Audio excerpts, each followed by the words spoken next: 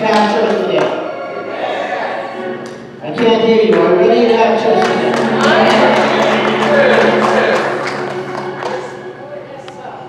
It is an honor and a privilege to be here, to stand here before you today. In the bulletin it had a scripture, but the Lord led me, for some reason, somewhere different. So when the Lord leads me, I have to go in a different direction. We're going to just read one little verse in Deuteronomy chapter 10, verse 12. One little verse. Those of you who are able, please stand while the scripture is being read. And this is what it says. And now, Israel, doth the Lord thy God require of thee, but to fear the Lord thy God, to walk in all his ways, and to love him, and to serve the Lord thy God with all thy heart and with all thy soul. May God have a blessing on the reading and the hearing of his word. I want to use as a subject today. You may be seated. Fear no evil, see no evil, speak no evil, hear no evil. Now, if you live long enough and you experience enough things, you'll know that there are times in our life when we face something that's so formidable, so powerful, such a threat, that we may even have fear in our hearts. Have you ever been there before? Have you ever been in a place of fear where you were trembling in the corner and didn't know what to do? You went to bed at night and you shook. You had night terrors, or you thrashed all night long. But how should we, as Christian people, as children of God, of children of the Master, how should we deal with fear? Because whether you know it or not, you can't control what you feel, your emotions. You can't control the way a person, place, thing, power, or principality makes you feel. But my brothers and sisters, one thing we can control when facing fear is how we react to it, how we cope with it, how we deal with it, and what frame of mind we have when we stand before something that we feel is more powerful than ourselves. Now, let me define what I mean by fear for you. In a worldly sense, fear means trepidation, a painful agitation in the presence or anticipation of danger, timidity, trembling, and hesitation. In other words, something's got you so shook up that you just feel the danger in front of you, the threat in front of you, and it's so shook up, all you can do is just tremble and quiver in the corner and worry about what you're going to do to end the threat that's trying to end you.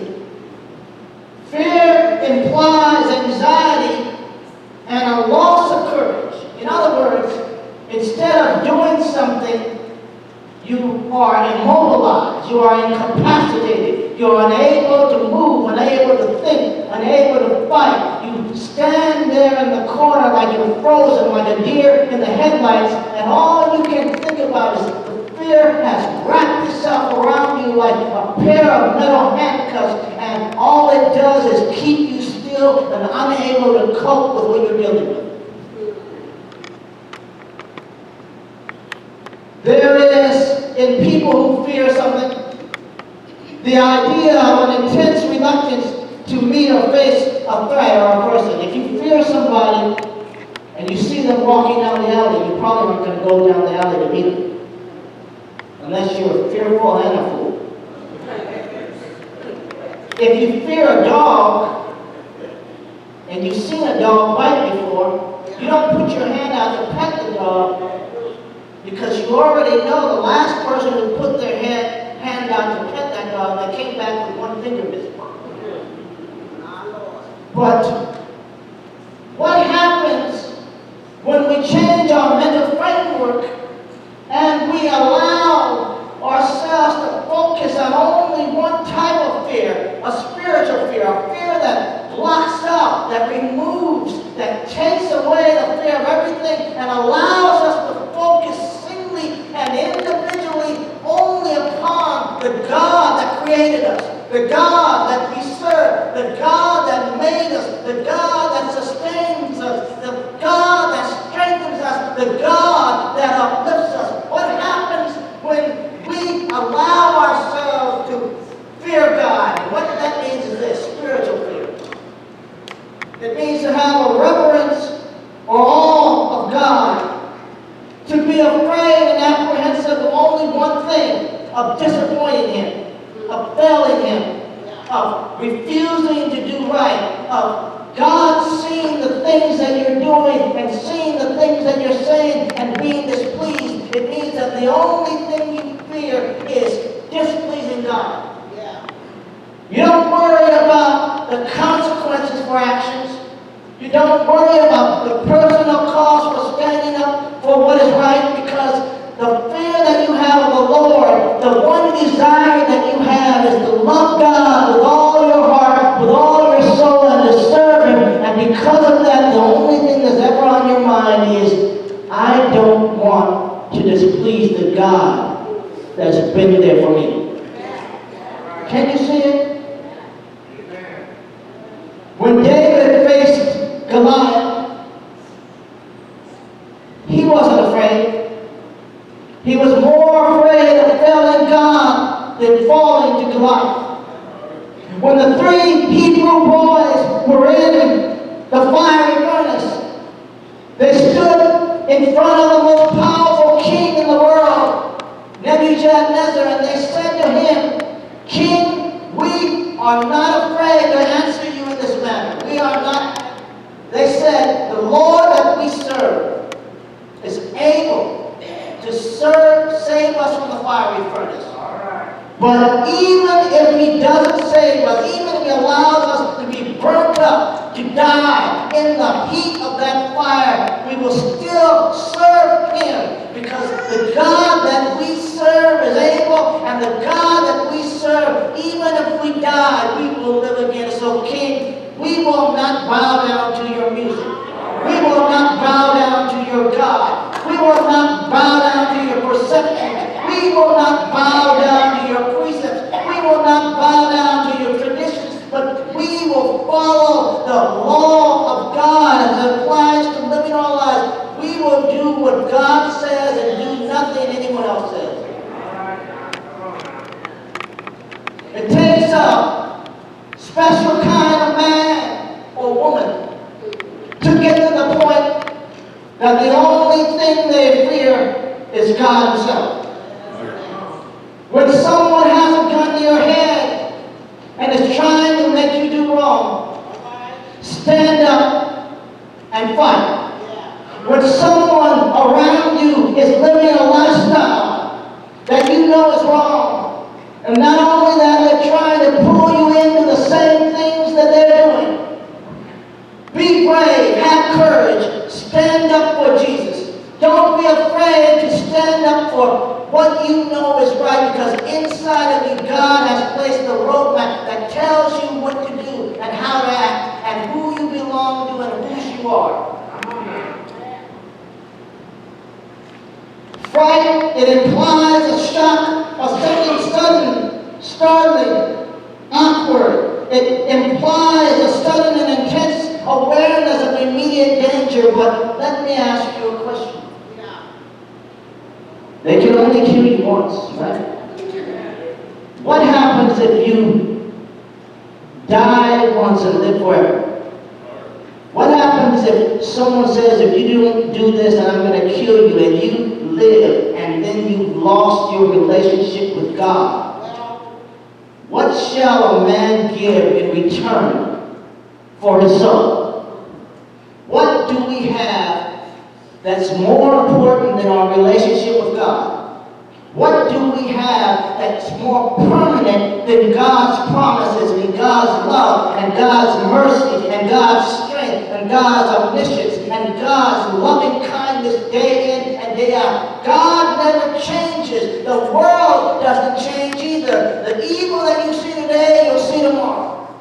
The evil that you see tomorrow, you'll see the next day. It may be different people, it may be different locations, it may be a different place or time, but the same engagement takes place. The engagement between good and evil, between light and darkness, between Satan and God. And the only thing that we have to do is take a stand on the rock and decide who we will stand for.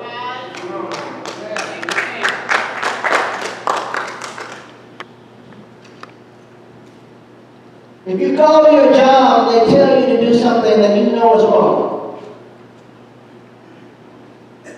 or you won't keep your job, don't do it. If you go to a friend's house and they're telling lies and trying to get you to give them an alibi because they didn't come home last night and the wife wants to know where they were, don't do it.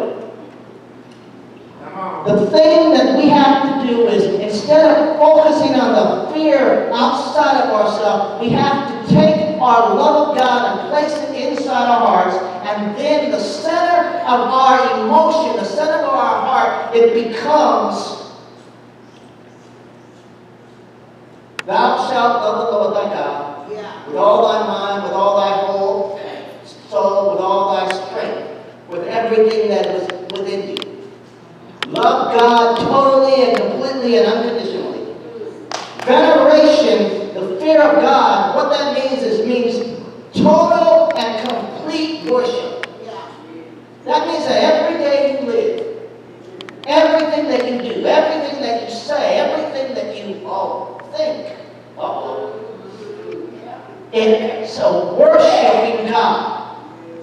Because every thought that you have, it pertains to your perspective on what's important, on what matters, on what your center is and who your center is, on where your perspective lies in the spiritual or the worldly planet, whether or not you are on God's side or your own side or the devil's side, which is the same thing, but the choice is always very stark and very clear. The choice between something that's evil and something that's good, between something that's threatening and something that's uplifting, between something that will bring you down and something that will lift you up. Can you see what I'm saying today to you? Every day, in my mind, I say, Lord, just let me do your will. Lord, let my lips worship you. Lord, let my hands worship you. Lord, let my life worship you. Lord, let my relationship worship you. Lord, let my job as a husband, as a father, as a brother, as a son, let it worship you, Lord, because you are, Jesus, the center of my joy. And the only thing I fear, Lord, is displeasing you.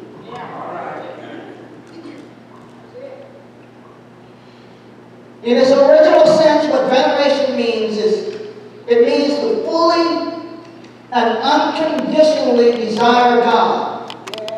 To humble and sacrifice oneself for Him, regardless of the personal cost. Did you hear that? You're going to say, well, wait now. I didn't sign up for unconditional cost. No. Well, let me tell you something. When Jesus died on the cross for you, He didn't say, oh, I'll only go halfway and then I'll come off. I'm coming down. He didn't say, I'll go 3/4 of the way. No, Jesus died all the way. to save you from sin and death. He shed every ounce of his blood. He had his body, every ounce of it broken. They had the spear in his side, the crown of thorns on his head. Didn't they do it? Didn't they do it? And now you look at him and God is saying to you, Jesus is saying to you, I want from you the same thing. I want you to give me back the same thing that I gave to you on Calvary's cross. When Jesus died on the cross, one of the last words he said was, Father, not my will, but thine be done. That is veneration. Every day, our mantra, our slogan, our success has to be rooted in the fact that we say, Father, not my will, but thine be done. Not me, Lord, but you. Not them, Lord, but us. Not me and you or you and I, but we are all God's children. And now we have this focus on Jesus. And if one of us has it and we have it collectively, then that builds us into something that's so powerful.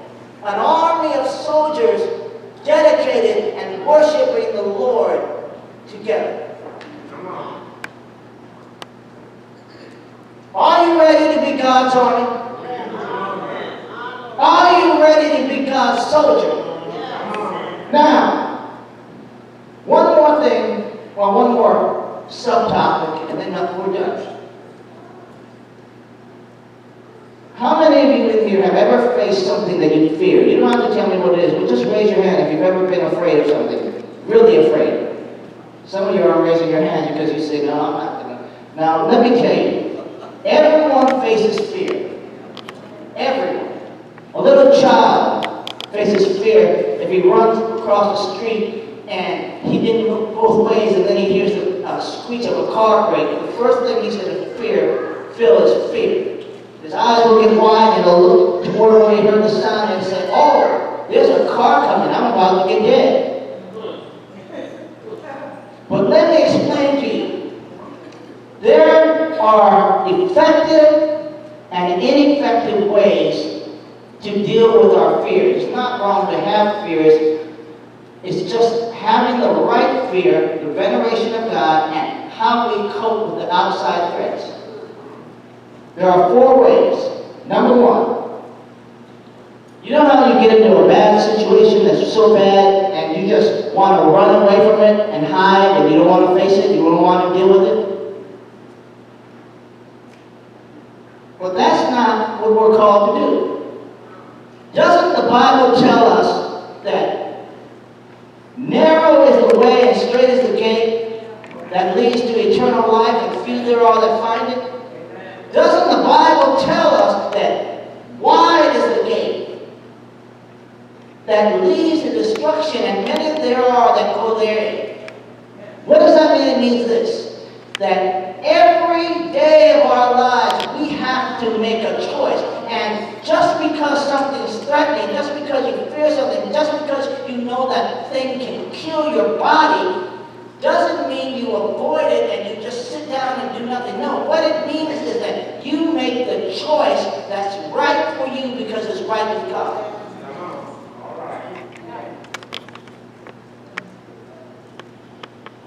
Why do we run away from trouble? We rob a bank and we know that they put a warrant out for our arrest. So what do? We hide and hope they don't find us.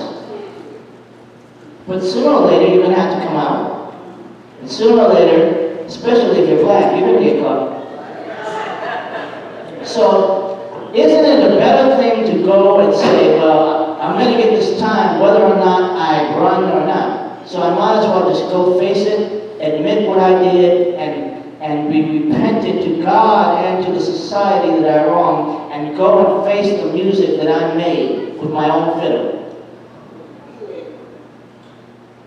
Sometimes we're unprepared.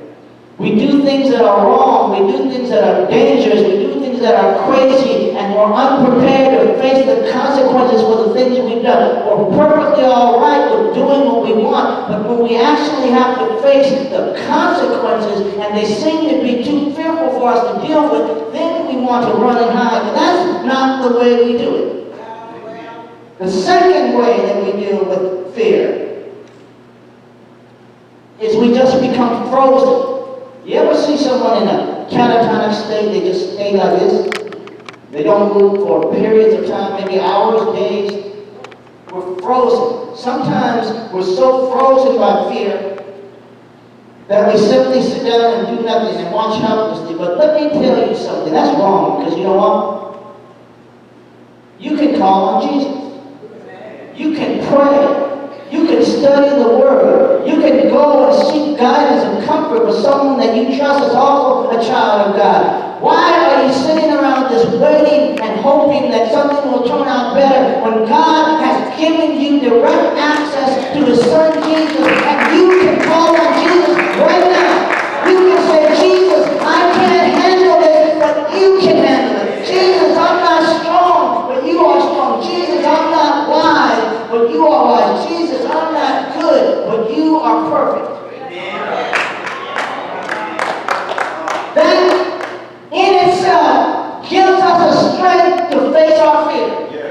It gives us the hope of redemption, because our relationship with this world is based upon our relationship with God. We don't have to just sit there and wait for the steamroller to flatten and destroy us, because God is in control and God can stop any threat before it comes to us. The third way that we try to deal with fear is we try to manipulate and deceive the people who are afraid of it. Make them our allies. That big bully. Well, there were a lot more than one for me. You have some candy when you're young, you give it to the bully. Give him some and hope he doesn't take the whole thing. But if he does, at least you're not going to beat him. You do something. You see them playing basketball at the park, you go play with him so that maybe if he sees you around and he knows you can play something, then he'll leave you alone out of respect for the sport. You have strategies and stuff. Or you manipulate. Sometimes men and women, they manipulate people. Drug dealers, what they do is they give women drugs for free, and then when they're hooked, they turn them out. Oh, baby, I love you. No, he doesn't love you. He loves what you're going to do for him when he gets you out on the street making money for him. Men who hit women, who beat them, they use that beating to cower a woman, to manipulate her, to make her so afraid that she'll do anything without question, because the only thing that she's afraid of is that fist coming at her face. And that's wrong. It's evil. It's cowardly, because that man won't hit another man like that. He'll only hit a woman. It's wrong. It's disrespectful. It dishonors your mother and my mother. It dishonors your sister and my sister. It dishonors every black man and every black woman, because force is being used as a power to burn and hurt somebody instead of lifting them up. I know that's harsh. I know it's harsh to talk about these issues, but let me tell you the truth. You are too much to let any man beat on you.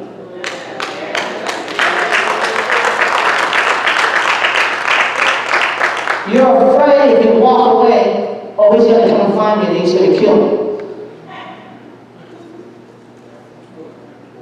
Even if he killed you, and I'm not saying it will happen, but even if he killed you, if you are in Jesus Christ and you have the courage to do what's right, where do you think you're going to go? I'm not saying that should be the end of it, because if I saw any man hitting a woman, I'm going to come up behind him, and depending on how big, maybe I might just come to the front. If they're like, this guy right here, his size, I'm going to come behind him and stop him, because I can't take him from the front.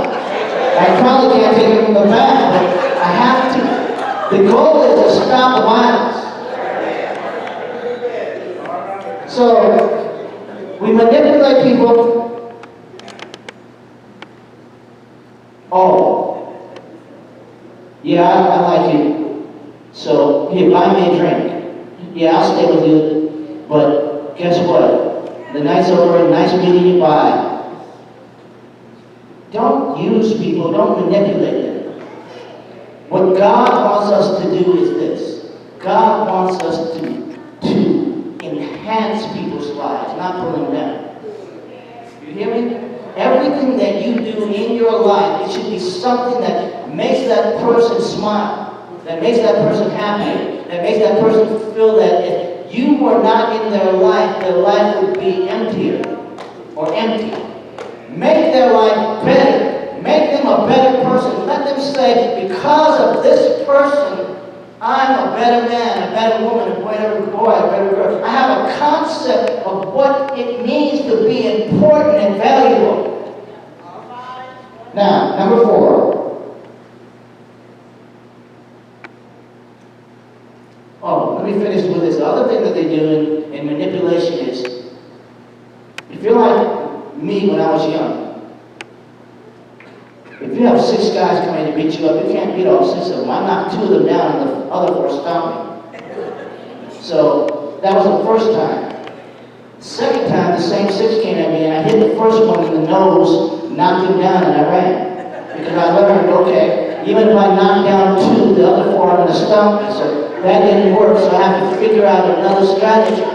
So I wasn't afraid, I just knew that if I stayed in that place, what I already had experienced the stop. So I don't need to go through the whole thing again to know how it feels. I've already been there. So every time I changed my strategy, and then after that, when the guys from Warren Lane, when they were getting out of school, I took another way home, the long way, because I knew I didn't want to face them again after what I did the second time. So, but I wasn't afraid anymore because I knew that I had done something to deal with the fear I was feeling. So sometimes what we do is we take someone else who's stronger than us and we ally ourselves to them. But when you're partnering up with somebody, what kind of person, what kind of character are you associating with? Are you having someone on your side who, if the threat against you makes you fearful, and you get someone more powerful than the threat, then that means that the person that you allied with, that person can hurt you more than the first person you were trying to get away from in the first place. Do you understand what I'm saying to you? I'm saying that sometimes the thing you do to get rid of the threat is worse than the original target. It's like no one goes out into a community and says, I want to sleep with a girl that everybody slept with because I'm not worried about getting disease. I'm not worried about getting AIDS. No. Let me explain something to you. The safest person in the world is a person who saves herself only for you. Why would you put yourself in danger when you already know the risk? The final thing is this. The last thing and the spiritual thing we can do.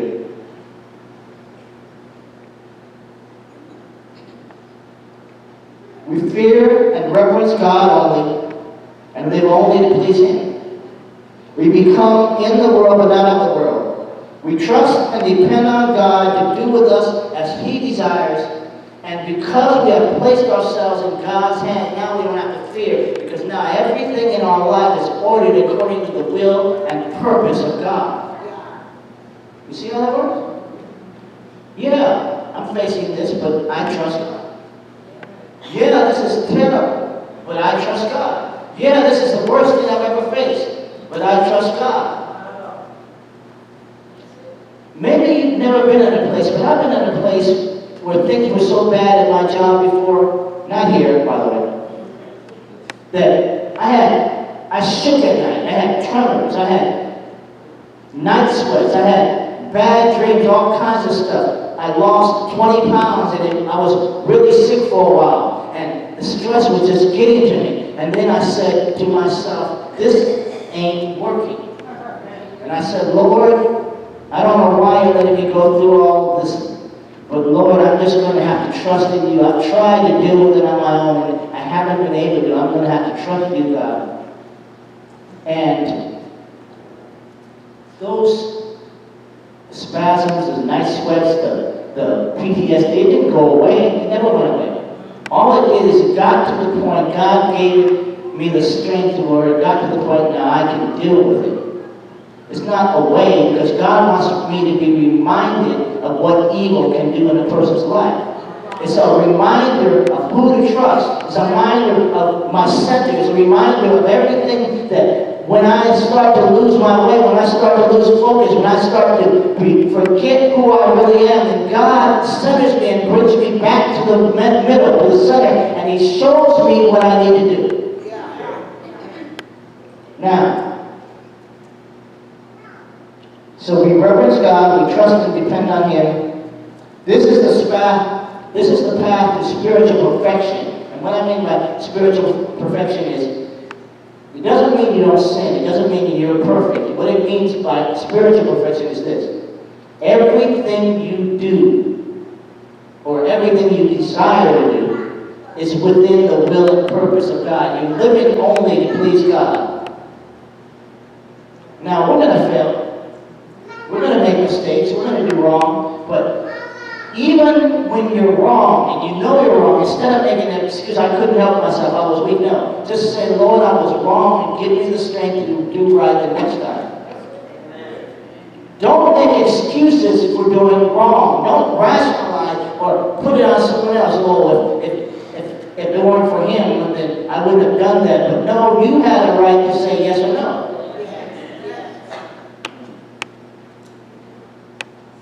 It may be the path to Jesus. Sometimes it may be paved with sorrows. Sometimes it may be paved with challenges. Sometimes it may be paved with trials and tribulations. God never promised us that we wouldn't have to face an enemy. God never promised us that we wouldn't face obstacles. God never promised us that everything would be all sunny and never rain. No, God did not promise us that, but He promised that He'd lead us through.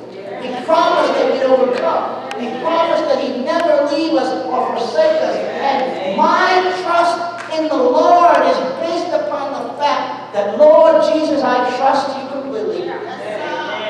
Do with me as you will. Mold me according to thy purpose, Lord. Shape me, make me, complete me, uplift me, teach me, Jesus. These things are important because when I'm in the will and purpose of God, I'm moving toward the plane. P-L-A-N-E, no, P-L-A-I-N.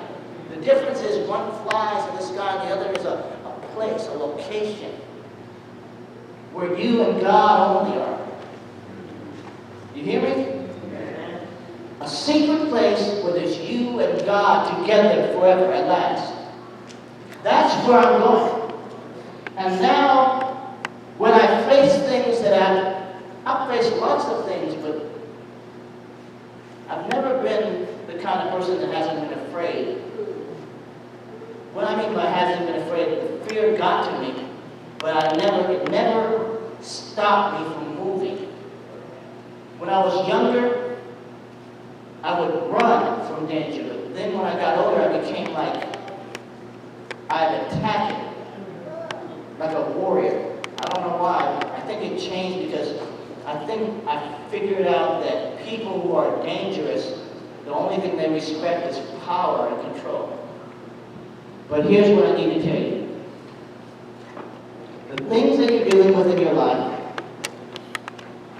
everyone here today is dealing with something that they fear in their life. Some of you might say, oh, it's a fear of loneliness. Some of you might say, oh, it's a fear of not having a purpose. Oh, it's a fear of not getting a good job or knowing what I'm doing. I just feel like I'm floating. But there's a fear in everyone's life. The way to deal with that fear is, instead of just trying to fix it yourself, you place yourself on the altar, humble and submit yourself before God. Say, Place yourself before God and give all of yourself to Him. Place everything in His hands and then leave it there. Then you don't have to fear anymore, because whatever happens, God, you let this happen. I don't like it. I'm upset. I'm angry. I'm sad. But I trust you to do right by me, like you always have. One of these days, we won't have to live in fear anymore. And one of these days, we won't have to suffer no more. One of these days, we won't have to face an enemy that's more powerful than ourselves. One of these days, we'll be the strongest, the baddest, the biggest tiger in the jungle, and no one will be able to touch us. But until that day comes, I'm staying with Jesus. Lord, help me to be strong. Lord, help me to be wise. Lord, give me the strength to fight when I need to fight, and give me the strength to stand still when I need to stand still. Lord, give me the strength to run when I need to run, and Lord, give me the strength to rest when I need to rest. One of these days, and by, a few more risings and settings of the sun, I'm going to be with Jesus. No more heartaches, no more pains, no more sickness, no more rain. But I'll be with God. I'll be with Him forever. And Lord, take me into your loving arms and rock me.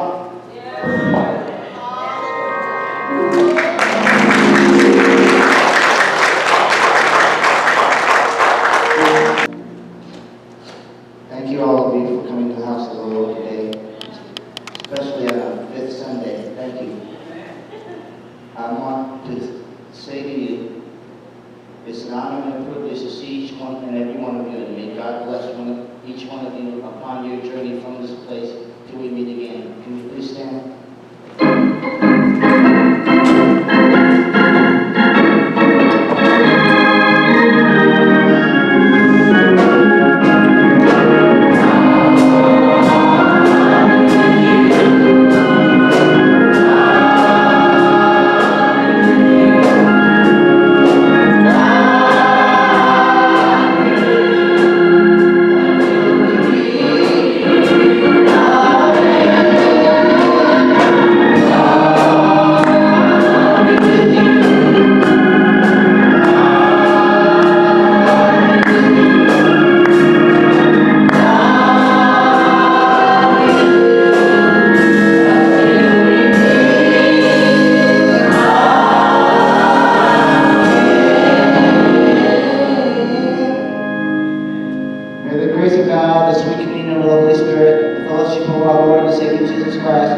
Henceforth, rest, rule, and abide, henceforth now